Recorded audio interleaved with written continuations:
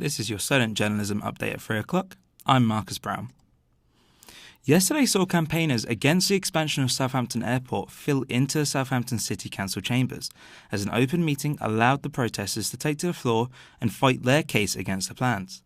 Our reporter Natalia Diaz has more.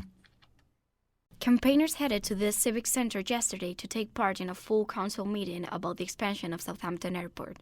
The council chambers were full to the brim as members of the airport expansion opposition presented a petition signed by over 1,900 people against the plans. Councilman Rob Harwood was the first to respond. He explained the high level of detail and scrutiny the plan will be under, but repeated that the plan itself will be put forward to Eastleigh Borough Council. When this planning application is publicly made available, we will also be able to see the subsequent associated documents, including the environmental impact study. We haven't seen any of that yet. And we will then scrutinise these documents and we will go through them. And at that point, we will make a submission to Eastleigh Borough Council's planning process, but we will also take into account comments made by all residents. Southampton Airport had previously said they respect campaigners' views and expressed that the airport will continue to grow sustainably and responsibly, sensitive towards the needs of the local community. As the election draws closer, the Itchen candidates are coming forward with their pledges for each manifesto. Our reporter, Holly Busby, is in the studio with me now to explain the policies each Southampton constituency is proposing. Hi, Holly. Can you tell us more about the candidates standing in this election? Hi Marcus.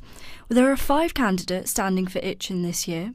Royston Smith is the candidate for the Conservative Party, but it's very important to note that in the 2017 election he won with a wafer-thin majority of only 31 votes, so it could be anyone's game in Itchen on the 12th of December. Simon Letts will be representing the Labour Party.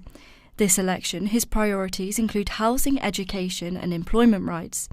Liz Jarvis for the Lib Dems joined the party in 2018. Her local pledges look at provision of better mental health facilities for young people, as well as education and the environment.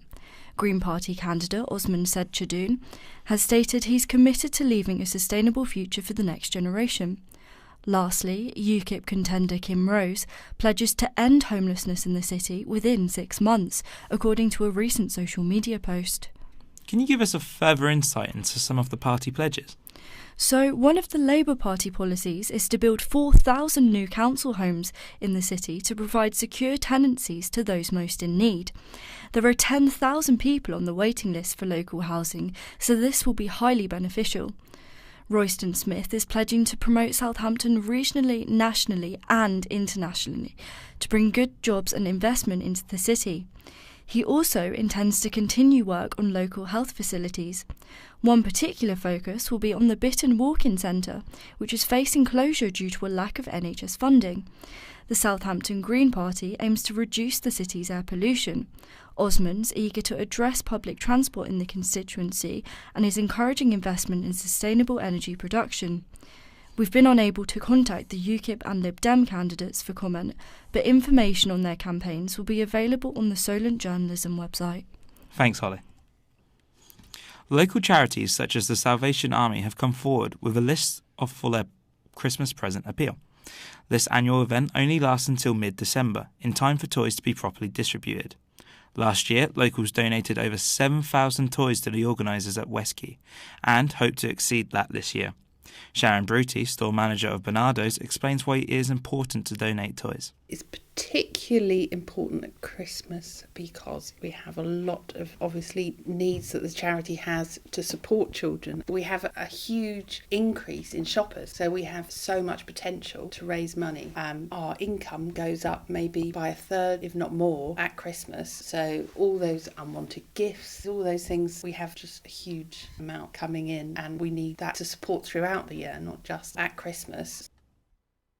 Southampton homeless charity, the Society of St James, has been awarded an £85,000 grant to support women who are homeless in the city. The money has come from the so-called tampon tax, the VAT raised on female sanitary products. It's about, as our organisation, shaping our organisation to make sure all our policies and processes are gender informed and trauma informed as well.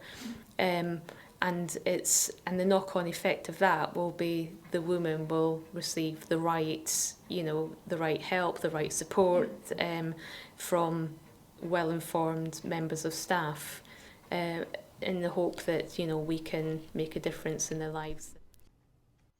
We'd like to thank Nikki, one of the organisers of the event. With today being National Hello Day, have you thought about showing a little happiness?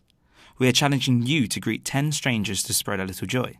If you do manage to do it, why not share it with us on Twitter at SolentJOU. Travel woes are set to increase, with the roadworks along the avenue still ongoing and not set to be completed until the 13th of December. As well as roadworks on the avenue, many roads within the city centre have been closed off for repair, with road markings getting a fresh lick of paint. As a way to stop the congestion in the city centre, Blue Star buses have recently announced a new bus route. We spoke to Richard Tinsley, General Manager of the Blue Star, about how the buses will be affected. So we work closely with our Southampton City Council and their highways partners, Balfour BT. So we usually know in advance what roadworks are happening, when they're happening, and we can judge what effect they will have on our bus network. It helps us to put some mitigating factors before the roadworks happen. We currently have some extra resource deployed across Southampton. If a road is closed, we will obviously have to change our routes. If there is just some roadworks that will add delays, then we can potentially look to change the timetable, put an extra vehicle into the route, or just step up some vehicles when they get back down to their base point. That's all from us today. You can find all our stories and more at solentjournalism.co.uk.